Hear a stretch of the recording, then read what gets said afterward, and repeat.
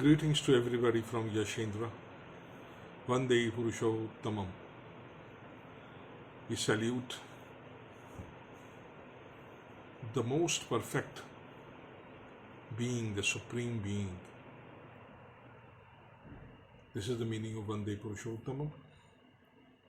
Today is Buddha Purnima, the full moon day of the month of Vaishakha, as per the Vedic calendar of India. And today is the day when Lord Buddha attained enlightenment underneath the fig tree. in Bodh Gaya. And this is, right now I'm sitting in ancient Patliputra, which is now known as Patna, very near, about 120-30 kilometers from Bodh Gaya, the place where Buddha attained enlightenment. And Patliputra was known as Pataligama during those days, and it came under Magadha Empire, and the capital of Magadha those times was in Rajgiri, not Patliputra. Patliputra became capital of Magadha later, much after Buddha. But construction of the city had started already during the time of Buddha. So I'm sitting very near in the same region.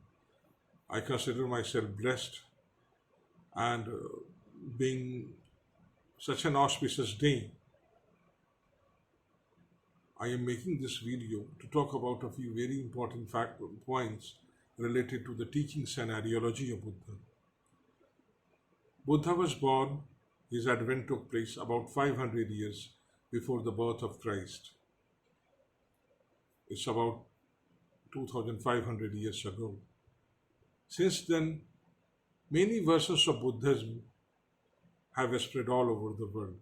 People all over India or abroad, in Japan, in China, in in East Asia, they have started their own thoughts and schools on Buddhism, on Buddha's ideology, and many of which, are not connected to the original teachings of Buddha. So we should understand what is Buddha's, teachings in the perspective of that very period, and what is its relationship with India's ancient culture, which predates Buddha, and we know it as the Vedic Dharma. Indian civilization, the role of King Ashoka in spreading Buddha's ideology, then whether there is any conflict in the Vedic ideology, in the ideology of the Vedas and Buddha, whether Buddha really opposed the Brahmins,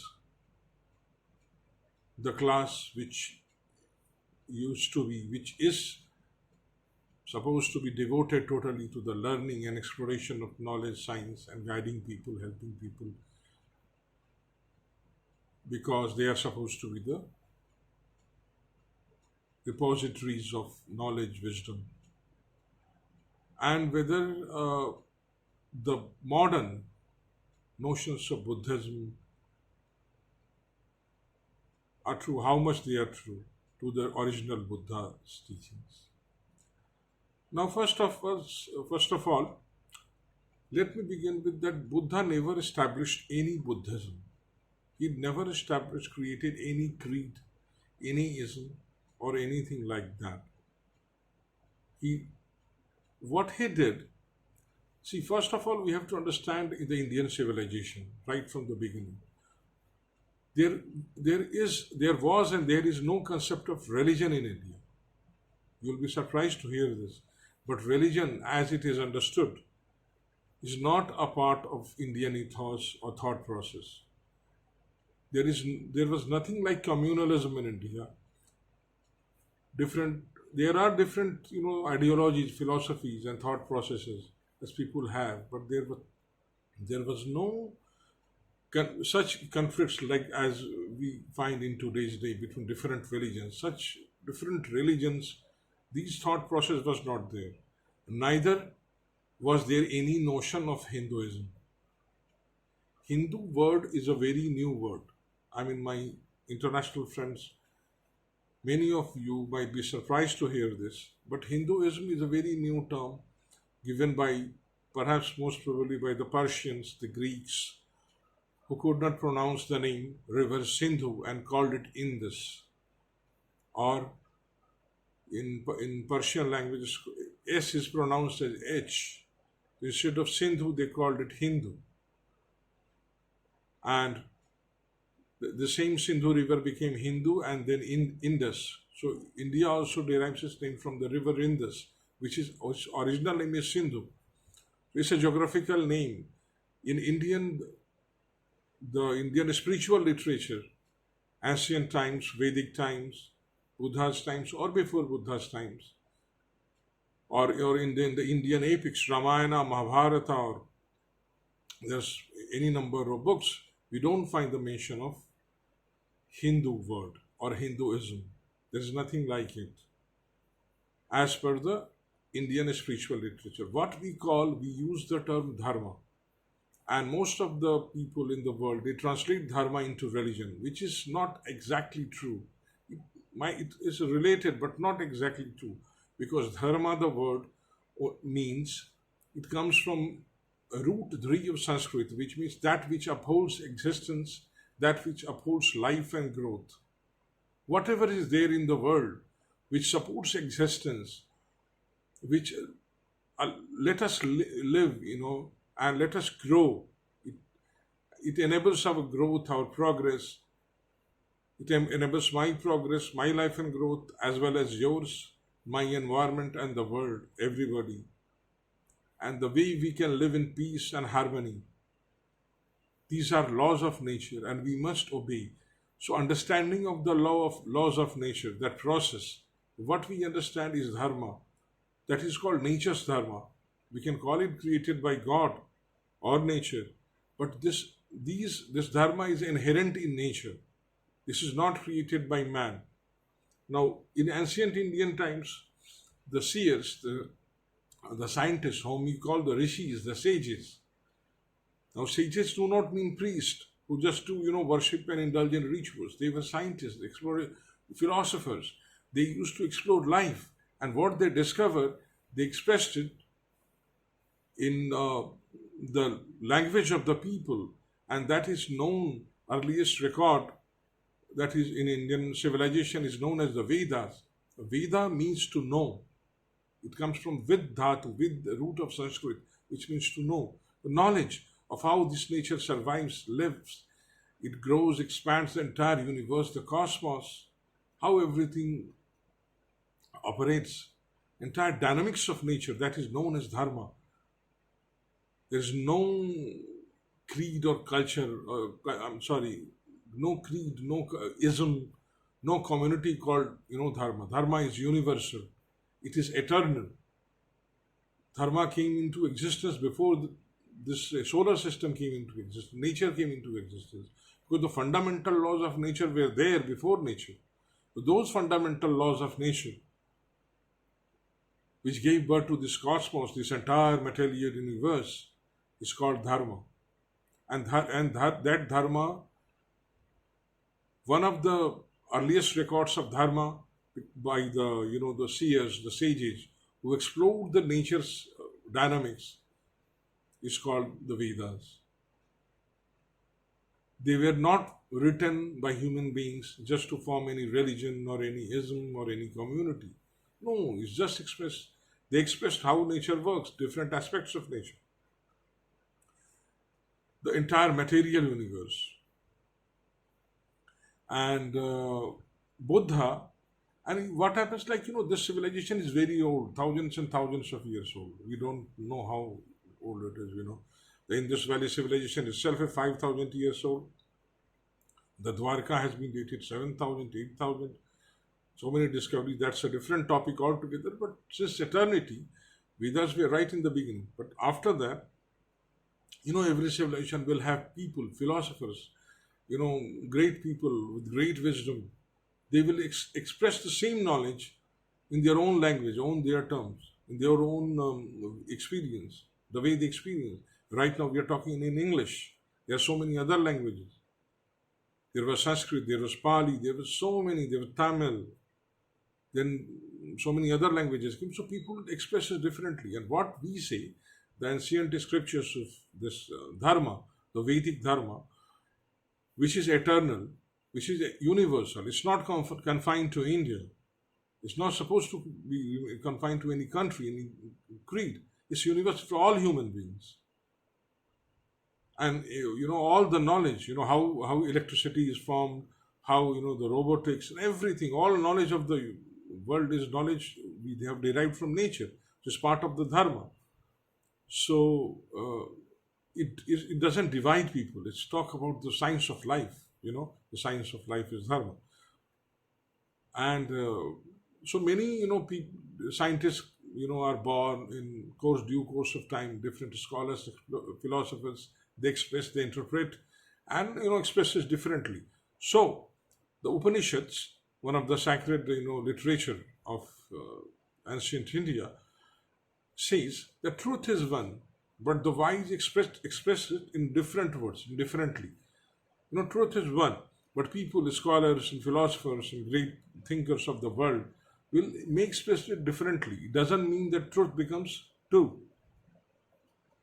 Similarly, in say about 2,500 years ago, was born Prince Siddhartha in the Kapilvastu kingdom of Bharatvarsha. Bharat is the original name of the country, the Rashtra, the nation called India today. Now, in Bharat's kingdom, Kapilvastu, Prince Siddhartha was born, and today is the day on which he is supposed to have attained the enlightenment underneath the people tree. Now, what when anything, any person's, first of all, we must, to understand any person, any philosopher's words, we must read and refer to the original sayings, the direct quotations. The moment we start depending upon interpretation, other people who give their own interpretations, their own commentary, their own experiences, then that becomes a second-hand knowledge. If we want to understand Jesus Christ, we have to understand his words, read his words, not what others speak about him. Similarly, when we are talking about Buddha, we must refer to his original saying. But what happens in the world, as well as it has happened in India, so many people, due to political vested interest, other vested interest, they have interpreted their own versions of Buddhism. But we must cross-check and refer to Buddha's direct sayings, whether they are really true. And when we do this, the situation changes. We find this very different. There's so many Buddhist groups calling Buddhist, but do they follow, do they understand, or do they refer to Buddha's original teachings? On this yardstick, we can judge. So now, let's come about. I'll take just a few points because this is not going to be a very long video, very short. I want to keep it very short, just to mention about the crucial aspects. First of all, was Buddha an atheist? Was he non-believer? No, he wasn't. He simply refused to get dragged into, wasteful discussion on the existence of God or something abstract. He said, I have come here in this world not to talk about abstract philosophies, but to solve your problems, the questions of the day. So I will not get myself involved. I will not say yes or no.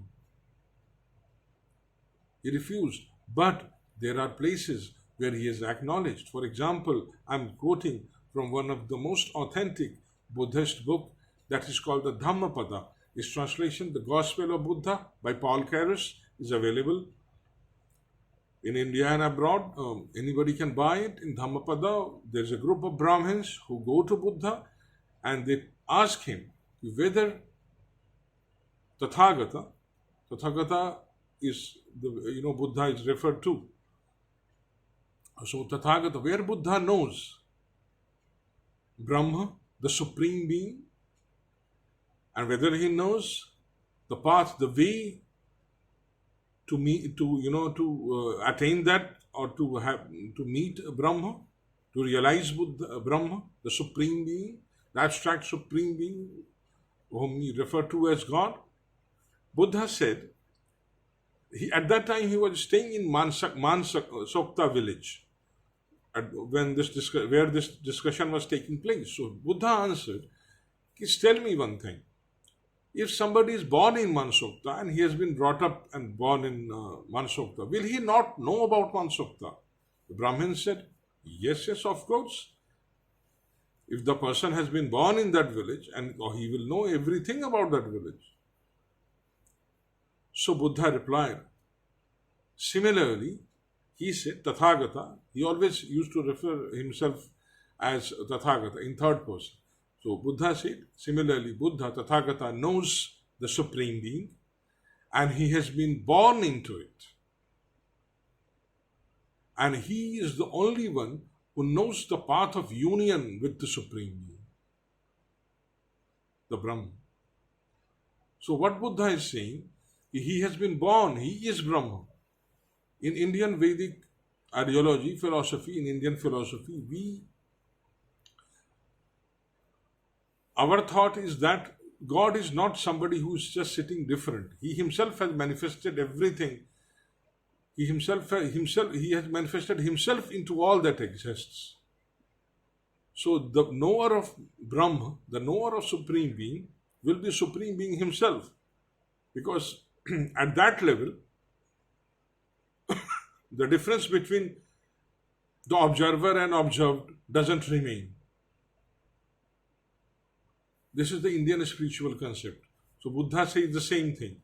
I am born into Brahma, the Supreme Being.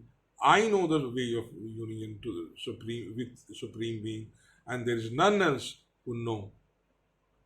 And there is no doubt in what I am saying. Similarly, Buddha has spoken such many things.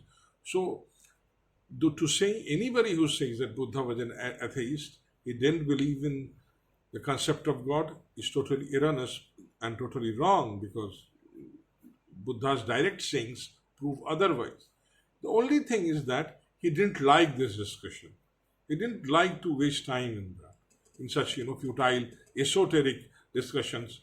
He says ki action, we must do right actions in life, and we must know the way, what are the right actions, and that is what matters.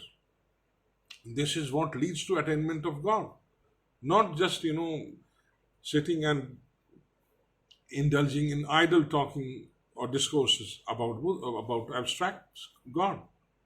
Now, second thing, Buddha himself, Buddha never contradicted the Vedas.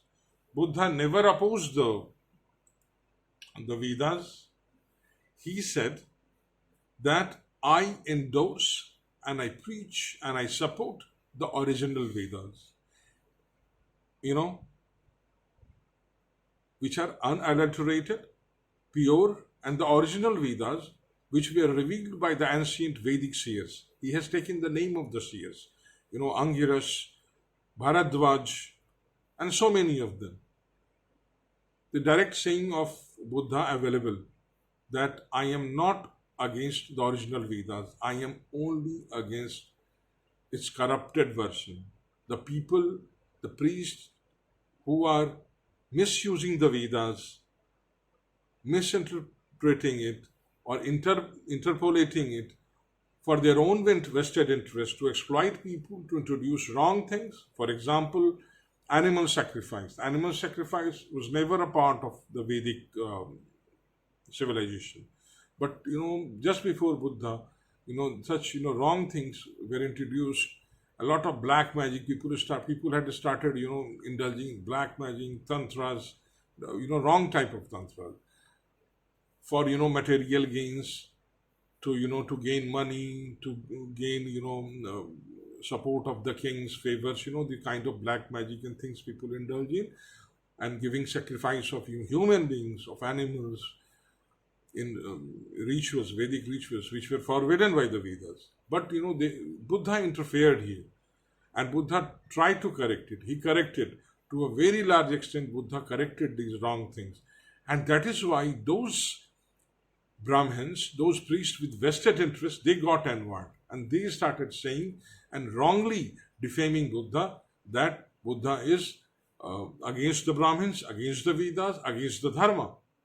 the Sanatan Dharma, the eternal Dharma, eternal principles of life and growth. But this is wrong. Now, I'll just give you a few quotes. For example, in Sutta Nipat 529, is the original Buddhist book. Buddha says, those who know, who comprehend, understand Vedas,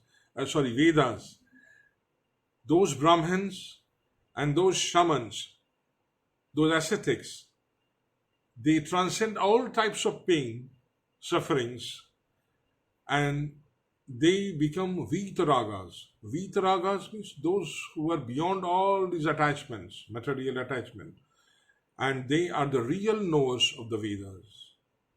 Then, again, in Sutta Nipata, hymn 322, Buddha himself shows. I have the Pali, original Pali version. Those who know the Vedas are those who have mastered themselves on their own complexes. They know the truth for sure, and they know the truth, and they are the ones who have the right to preach others. So, such, lot of, sayings are there, which very clearly Buddha talks about that. And not only that, Buddha has also spoken about the Gayatri mantra, that in Sail Sutta, there is a book, Discourse of Buddha with Sail, was the name of a person who had come with his, team of people. Buddha clearly tells him, among the sacrifices, the yagyas, Agnihotra is a special type of fire sacrifice, is the best, is the main. And among the hymns, Savitri is the foremost. Now, Savitri or Gayatri is the main hymn, the main mantra of the Vedas. And it's said that Savitri and Gayatri, that mantra, that in itself, that it includes the entire Vedas. If somebody practices this Gayatri, and so he can comprehend the entire Vedas, he can get enlightened with the Vedic thought and Vedic knowledge will be revealed to him. So Buddha is again taking the name of Gayatri and proclaiming this is to be the number one mantra. So this is one. And another point which I am talking, that Buddha said that whatever I am preaching, this is not new. This knowledge of Dhamma, he always talked about Dhamma. He never spoke about Buddhism. He never spoke about any new creed. And he said, no, whatever I am preaching exists since time immemorial. And there have been many Buddhas who have come before me, and there will be many Buddhas who will come after me. When any of his disciples praised him as the supreme Buddha, as the best Buddha or best Tathagata, he always objected, as we can see in one of the books, Buddhist treatise, Mahaparinibbana Sutta. He chides that person and he says, no, don't do that, because you do not know. Many Buddhas have come in the past, and many Buddhas, many Tathagatas will keep coming. So what happens? This means that, whenever there is a need in the human society for a redeemer, for a person who, just comes and, refreshes everything and corrects the people, gives problem as per time, as per that, that time and period and society, he is the Tathagata. He is the Buddha. So such people, such individuals keep coming.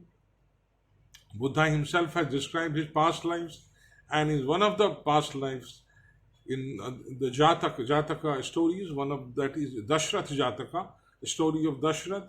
He says that he was born as son Ram of King Dashrath in the past.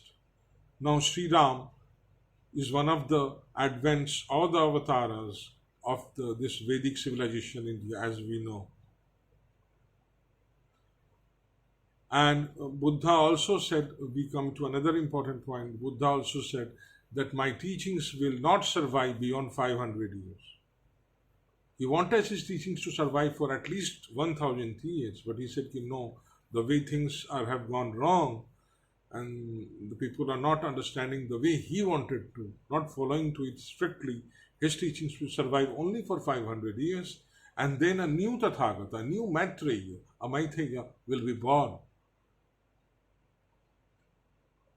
Now, many people say that Jesus was that the next Maitreya, next Advent, next Tathagata, who took Advent exactly after 500 years after Buddha's passing away. Now let's come to King Ashoka's, and Buddhism. Now, King Ashoka was born roughly 250, 280 years after Buddha's time. And he was exceptionally violent in his initial years. And during the Kalinga War, he got really sad to see the bloodbath and, the massacre of innocent, all the armies, So he didn't like it. At that time, there was a Buddhist monk, Upgupta, a Brahmin from Mathura city of India. He met him and he initiated him into Buddha's teachings. Now, this is translated wrongly as converted into Buddhism. There was nothing like conversion. There are so many gurus, so many masters who give initiation. That is the tradition of India. Now, every guru, every master teaches the same eternal knowledge, but in a more enlightened way, in his own way, so that particular disciple can follow. So Buddha did the same. Upgupta did the same to Ashoka. But what happened? It was Upgupta's interpretation. Buddha had passed away about 250, 300 years ago, before. And most of the society had forgotten him at that time. His places were almost lost. The places, it was Ashoka who searched for those places, revived them, reconstructed, rebuilt them, and he erected his own stupas, all those places. Before Ashoka, for 200, 300 years, only about 7-8 stupas were there in India. The original stupas built immediately after the demise of Lord Buddha, who was cremated as per the Vedic rites, and his ashes were taken and divided into several pots, and they were cremated by the Kshatriya kings and one Brahmin priest. So Ashoka broke those stupas, took out the ashes, divided them into thousands and thousands, and he went on, erecting his own stupas for his own glory. But what what Ashoka did, he adopted certain things of Buddha very correctly, but certain things he misinterpreted, or because he was, so much zeal to denounce the world, because he was so much fed up with the violence and the hatred which he had himself, he was himself involved in. He was so full of remorse that is what extreme, reaction from Ashoka. He almost, did away with the army, the defense of the country. That is number one. Number two, he promoted, sannyas. Sannyas is being an ascetic and being a celibate, not marrying. Now, what happens? This was not India's tradition. Now, in the Indian civilization, only the students remain celibate, and after getting married and completing your that family life, at very ripe old age, about 75, 80 or 90, one becomes becomes totally ascetic and renounce the world. Buddha had not preached renouncing the society and life and family like that. That was Buddha, preached only for a few people, for rare people, who can do this. But for the society, Buddha always preached the middle path. Do avoid the extremes. Do not, take anything to the extreme. Be balanced.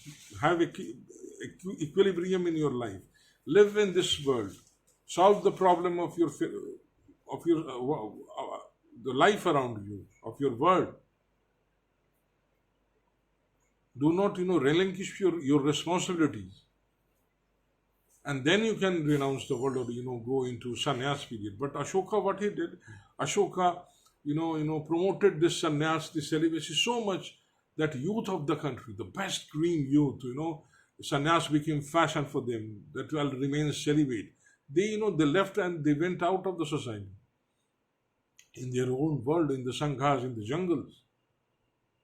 So people to take care of the society, the able-bodied people, the good, best of the society, the most best intellectuals, most capable people who could have become, doctors, scientists, or administrators, maybe soldiers. They left the society, and the other people who were not so able, who were not interested in intellectual pursuit or spiritual pursuits, they are only interested in mundane things. The lower strata of the society. Uh, they were not interested in any philosophy, so whether it's Buddha or anybody. So their population started increasing.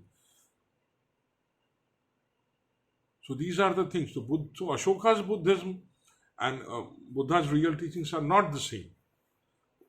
Well, Ashoka did lot of things, lot of great things, and it's hard to find an example of a king like Ashoka.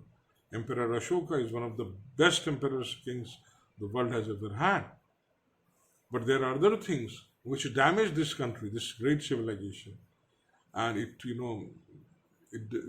took away the youth from the society, the best youth, best quality people from the society. They didn't marry. Their lineages stopped.